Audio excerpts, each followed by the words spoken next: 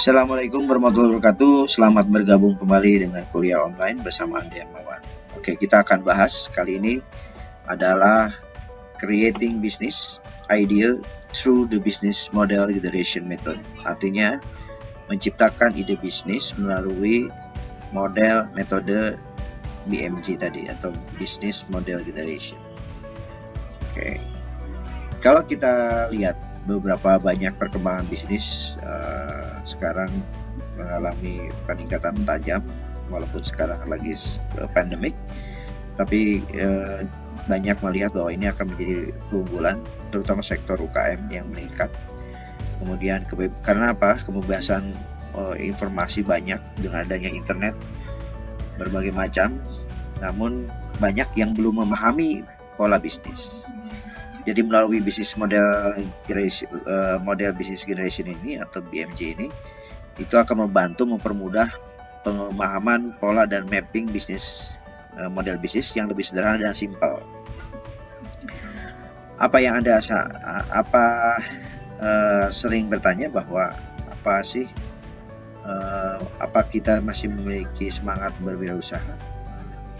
Nah, juga bagaimana kita menciptakan nilai dan membangun bisnis baru, dan kemudian bagaimana menemukan cara-cara inovatif dalam berbisnis menggantikan cara-cara lama yang sudah usang. Nah, cara satunya adalah kita harus membangun kanvas model bisnis.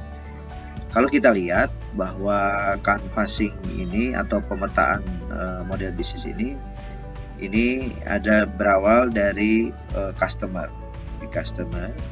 Ini ada bagaimana membangun relationship, bagaimana menciptakan channel, kemudian membangun nilai dari produk dan key activity, kemudian key resource dan key partners dan cost-nya berapa dan reviewnya dapat dari mana. Nah, itu akan kita bahas selanjutnya. Nah, ini kira-kira. Jadi cara memetakannya adalah kita harus memetakan ada beberapa kotak. Kemudian ada customer segmentasi, ya, kemudian customer relationship, kemudian channel, value proportion, key activity, key resource, partners, cost structure, dan review stream. Nanti kita akan bahas satu-satu. Pertama adalah customer segment. Blok ini adalah merupakan kita harus mengetahui siapa target market yang akan kita ambil. Misalnya kita ambil anak sekolah, itu segmentasi pasar. Kita harus tetapkan, bisa juga kita tetapkan terlebih dahulu di penetapan segmentasinya di mana. Kemudian blok bangunan ini menggambarkan sekelompok orang atau organisasi yang berbeda yang ingin dijangkau atau dilayani oleh perusahaan. Siapa yang akan kita ambil? Setiap segmen pasar memiliki perilaku dan cara yang dilayani itu berbeda-beda, sehingga kita perlu persamakan dulu. Kemudian kita harus mempelajari pasar dan ceruk pasar kita, seberapa yang peluang kita bisa ambil, dan mempelajari pesaing-pesaing di bidang yang sama di segmentasi itu. Yang kedua adalah value proportion. Nah, ini sebenarnya adalah merupakan produk apa yang akan kita tawarkan kepada customer. Jadi bentuknya gambarnya hadiah. Kira-kira apa yang akan kita sampaikan atau kita layani dalam bentuk apa produknya, jasa, produk, atau apa kepada si calon pelanggan yang sudah kita targetkan melalui segmentasi pasar. Yang kedua adalah channel. Channel ini berpengertian bagaimana si produk yang kita sudah punya ini, bagaimana kita mendelivery atau menyampaikan si produk ini sampai ke pelanggan, memastikan dengan pakai apa jalurnya. Apakah dengan melalui distributor, apakah dengan pengecer, atau misalnya dengan kita punya staff sales langsung bisa. Yaitu kira-kira kita tetapkan channelingnya harus bagaimana. Nah, yang terakhir, yang keempat ini adalah customer relationship. Kalau produk kita memiliki, kita punya produk atau jasa, bagaimana si pelanggan atau segmentasi pasar yang ada di sana itu jatuh cinta pada kita atau dia menjadi pelanggan kita supaya dia membeli terus-menerus produk kita. Itu bagaimana supaya si calon customer atau customernya ini akan jatuh cinta sama kita. Bagaimana strateginya, bagaimana kita memberikan program promosi, bagaimana kita memberikan hadiah-hadiah, promosi atau macam-macam lah untuk menarik perhatian, bagaimana iklannya, bagaimana dan sebagainya. Ini adalah strategi membangun sebuah customer relationship.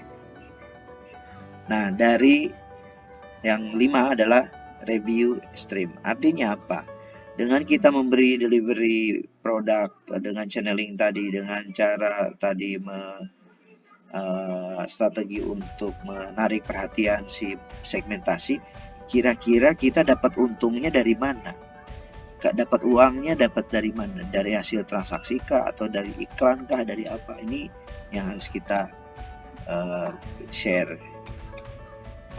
Nah, berikutnya adalah key resource. Key resource ini adalah blok bangunan, sumber daya utama menggambarkan aset-aset yang penting diperlukan agar sebuah model bisnis dapat berfungsi. Artinya apa? Kira-kira modal, misalnya kalau kita punya produk, contoh misalnya pabrik kertas, berarti resource-nya apa? Berarti bisa juga kita jaringan untuk bahan baku kertas. Terus kemudian apalagi bahan baku kertas atau kertas yang dari sampah nanti kita bleaching menjadi sebuah kertas yang bisa diolah oleh kita. Terus apalagi misalnya untuk membungkusnya harus ada plastiknya, harus ada. Nah, itu adalah key resource-nya. Termasuk diantaranya SDM tentunya. Kemudian atau mesinnya. Berikutnya adalah kunci dari aktivitas. Jadi blok bangunan kunci aktivitas ini menggambarkan hal yang penting yang harus dilakukan perusahaan agar model bisnisnya dapat bekerja. Misalnya ada pekerjaan, misalnya kalau di pabrik kertas tadi misalnya harus ada pertama pengumpulan kertas-kertas bekas, kemudian ada proses bleaching, pemutihan, terus ada proses membuat jadi bubur kertas. Dari bubur kertas baru pencetakan dari menjadi kertas kembali. Dan kemudian apalagi banyak activity yang bisa dilakukan, dimasukkan ke situ. Kenapa harus dilakukan? Karena nanti indikasinya kepada kira-kira faktor-faktor biaya apa saja yang akan mungkin keluar. Kalau tadi kan resource berarti bahan bakunya apa saja yang bisa mungkin keluar uangnya. Kemudian kedua terakhir ini adalah key partnership. Jadi kalau kita bangun suatu industri ini, kira-kira partner kita siapa supaya ini tetap berjalan. Partnernya berarti para pemulung, para untuk kertas ya terutama. Terus kemudian apalagi perusahaan kimia untuk bleachingnya. Terus apalagi banyak hal.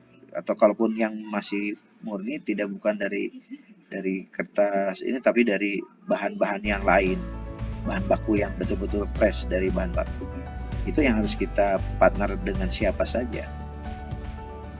Seterusnya adalah karena ada cost structure. Cost structure ini adalah menghitung kira-kira cost-nya berapa, biaya yang akan keluar tuh berapa. Sehingga biaya ini harus dipastikan bahwa harus lebih rendah dibanding kira-kira perkiraan dari revenue tadi. Nah, kira-kira itu yang menjadi pembahasan kita kali ini. Nanti kita akan teruskan ke video berikutnya.